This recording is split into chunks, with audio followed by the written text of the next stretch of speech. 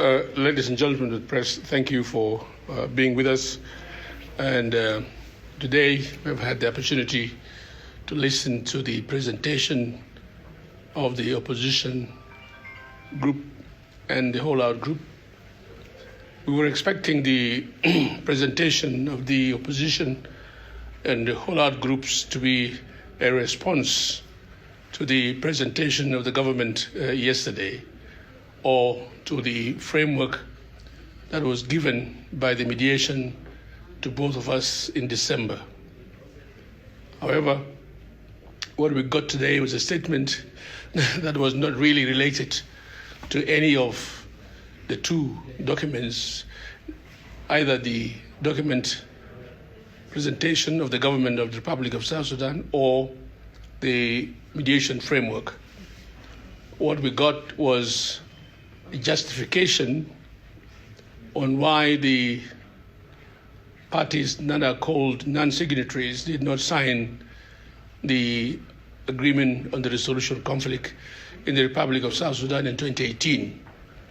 Basically, that they were angry that the government of South Sudan was manipulated and got the former Minister of Petroleum to pay billions of dollars to the government of Sudan as a compensation for the damages of the Hijilich conflict.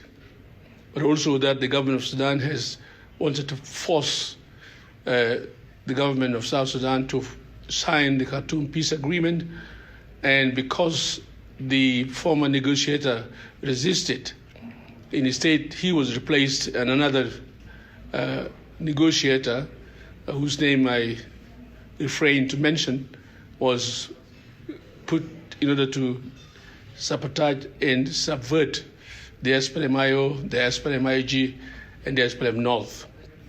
Things that are not related really to negotiation or the protocols. They then ask 10 questions on that the government of South Sudan or the delegation ought to respond to. And these were really that basically the agreement was not implemented because it's well known that there is no political will. And that's why our president continues to say that the agreement was designed not to be implemented. And that when the government says that there's freedom of expression and freedom of movement, why is it that Dr. Riek and Deputy Speaker Nathaniel Oyet are not allowed to travel? Again, and many other points in that heading which are irrelevant to the negotiations. They then went on to talk about the failure of the agreement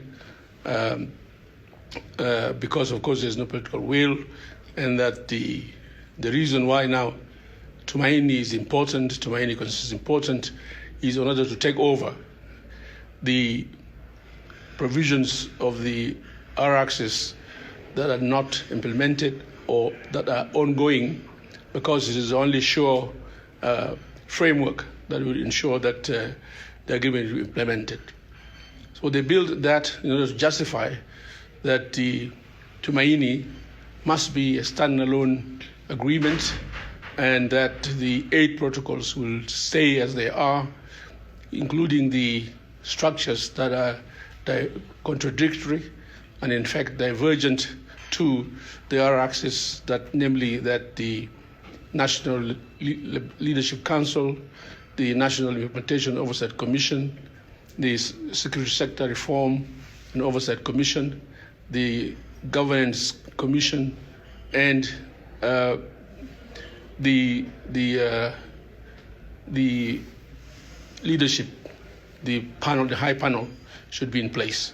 These are major issues that are not in line with the R-axis, and they are the very issues that the government of South Sudan raised its concerns in the first place in the early June protocols and in the October protocols.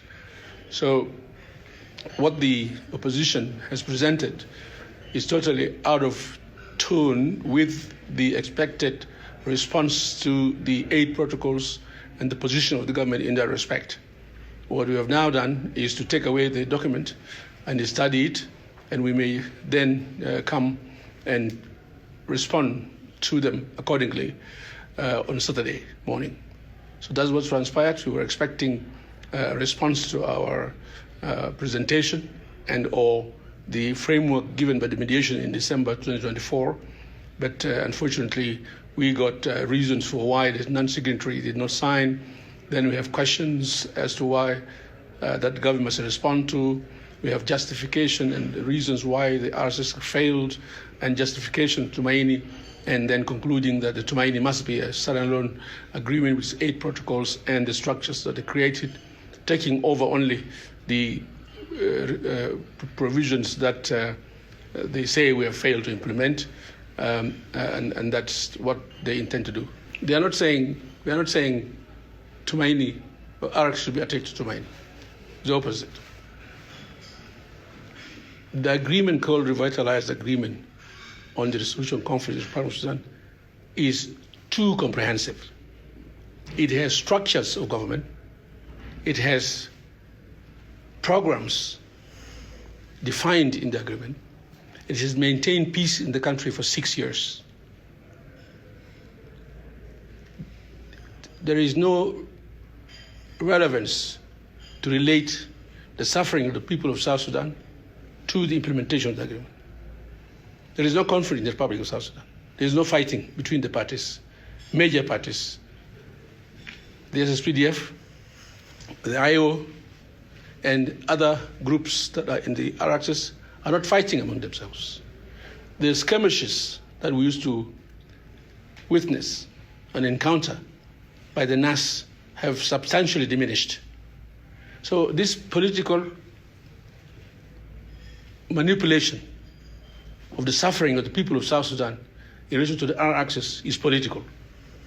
And we must understand now that if you go to South Sudan today and you look at the market, you look at how many people are now going to agriculture, and you see how many South Sudanese open shops, open small hotels, and you assess their economic viability, you will not repeat that statement. So I want to say that there are statements that are created to undermine the achievements of the R-axis, and that should not be allowed. What the people of South Sudan expect is for us to continue to implement the provisions that are outstanding and that are ongoing in order for us to take the country to election, and they can now elect their leaders. The economic situation of the country is like any country in the world. They have their own economic issues. We unfortunately have our only economic product, which is the crude, and passing through another country. And that's why we had Hejlich, it is also disrupted production. We have now the conflict in the Sudan, not related to the Republic of South Sudan, disrupting production. And each party giving us conditions. And these are things which every South Sudanese who is loyal to the South Sudanese should say the truth as to what exactly is happening. I want to thank you.